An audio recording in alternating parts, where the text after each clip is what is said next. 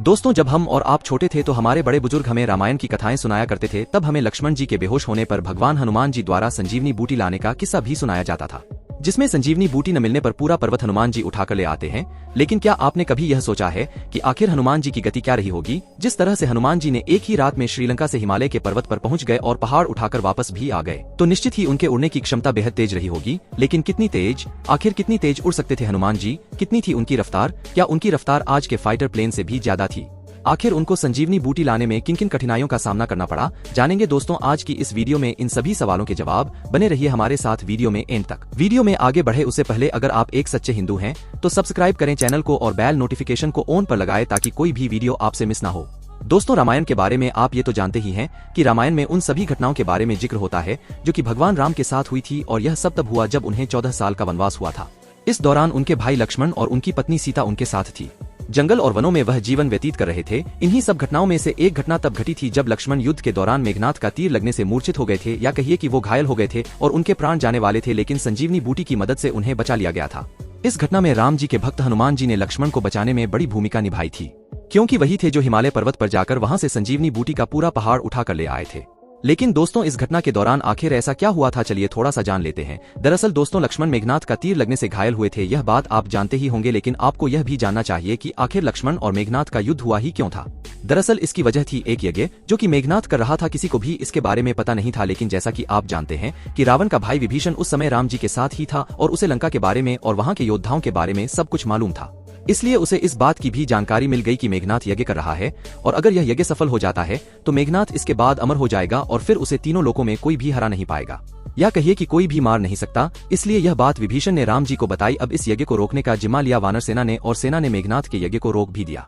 जब तक यज्ञ रुका उस समय तक रात हो चुकी थी। आपको बता दें कि वानर सेना के साथ लक्ष्मण जी भी मौजूद थे। उन्होंने मेघनाथ को युद्ध के लिए ललकारा। मेघनाथ भी काफी पराक्रमी था, उसने लक्ष्मण जी की चुनौती स्वीकार कर ली और फिर दोनों के बीच में घमासान युद्ध होने लगा। युद्ध के दौरान एक बार लक्ष्मण को एक बाण लगा और वह मूर्छित होकर जमीन पर गिर पड़े। इसके बाद मेघनाथ ने सोचा कि लक्ष्मण को अगर बंदी बना लिया जाए तो राम जी हार मान लेंगे, इसलिए उसने लक्ष्मण को उठाकर ले जाने की कोशिश की, लेकिन ऐसा करने में वो कामयाब नहीं हो सका, क्योंकि कोई भी लक्ष्मण को उठाना तो दूर उनके शरीर को हिला भी नहीं सका। ऐसा इसलिए हुआ क्योंकि ऐसा कहा जाता है कि लक्ष्मण खुद शेषनाग का ही दूसरा अवतार थे, इसलिए उनके पास असीम शक्तियां थीं। यही वजह है कि मेघनाथ का तीर लगने के बाद वह मरे नहीं बल्कि मूर्छित हुए थे। अब जब मेघनाथ लक्ष्मण को उठा पाने में नाकाम हुआ तो वह खाली हाथ ही लौट आया।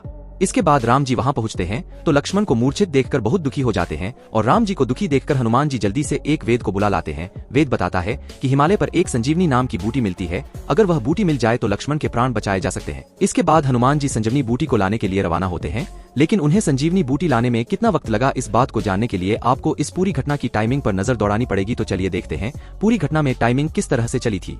दरअसल जिस वक्त लक्ष्मण और मेघनाथ में युद्ध शुरू हुआ था उस वक्त रात के 9 बज चुके थे। इसके बाद दोनों के बीच करीब 12 बजे तक घमासान होता रहा, लेकिन 12 बजे के करीब लक्ष्मण को मेघनाथ का तीर लग गया और वह घायल हो गए। उस समय सभी लोग चिंतित थे। तभी विभीषण ने बताया कि लंका के राज वेद सुषेण लक्ष्मण को बचा सकते हैं। ऐसा कहा जाता है कि इसके बाद हनुमान जी सुषेण वेद को लंका से उनके मकान के साथ ही उठा लाए थे। इसके बाद सुषेण वेद ने लक्ष्मण की हालत की जांच की और कहा कि अब इनकी जांच बचाने का सिर्फ एक तरीका है, और वो है संजीवनी बूटी। सुषेण वेद ने कहा कि हिमालय के पास एक पर्वत है द्रोणागिरी, इस पर्वत पर 4 तरह की जड़ी बूटियां मिलेंगी। अगर इन जड़ी बूटियों को सूरज उगने से पहले लाया जा सकता है तो ही लक्ष्मण की जान बचाई जा सकती है। इन सबके दौरान रात के करीब 1:30 बज चुके थे। इसी के साथ हनुमान जी राम जी को यह विश्वास दिलाते हैं कि वह सूरज उगने से पहले ही संजीवनी बूटी ले आएंगे।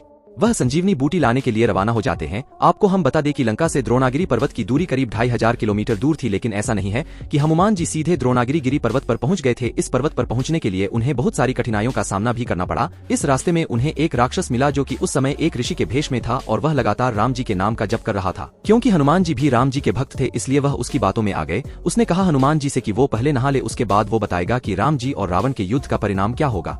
जब हनुमान जी नहाने चले गए तो अचानक से उन पर पीछे से एक मगरमच्छ ने हमला कर दिया, लेकिन हनुमान जी के सामने भला मगरमच्छ का क्या जोर चल सकता था। कुछ ही देर में हनुमान जी ने उस मगरमच्छ को मार दिया। इसके बाद मगरमच्छ की आत्मा ने उन्हें उस राक्षस की सारी सच्चाई बता दी, यह जानकर कि वह ऋषि एक राक्षस है और वह सिर्फ उनका समय बर्बाद कर रहा है। हनुमान जी बहुत ही ज्यादा क्रोधित हो गए और उन्होंने उसे अपनी पूंछ में लपेटकर परलोक भेज दिया। इन सब में दोस्तों उनका करीब आधा घंटा बर्बाद हो चुका था। खैर, इसके बाद हनुमान जी द्रोणागिरी पर्वत पर आखिर में पहुंच गए। लेकिन यहाँ भी उन्हें बड़ी परेशानियां हुई क्योंकि पर्वत पर बहुत सारी जड़ी बूटियां मौजूद थी और हनुमान जी यह नहीं पहचान पा रहे थे कि उनमें से संजीवनी बूटी कौन सी है।